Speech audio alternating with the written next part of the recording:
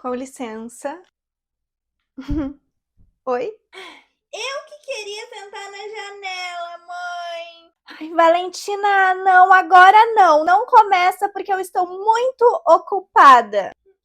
Mas que falta de educação. Valen! Vai ser assim? Pois olha o que eu tenho aqui na minha bolsa.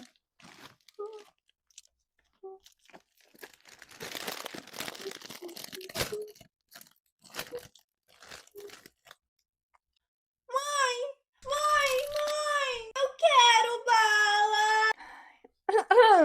Tem uma balinha para dar para ela? Não, na verdade não tem. Mas eu tô vendo várias na tua mão, como que não tem? Não tá vendo que a criança tá chorando? Não tem como tu dar uma só pro meu anjinho? Acontece que o seu anjinho ficou me mostrando o dedo do meio e a língua. Pois é, mas bom voo para vocês, tá?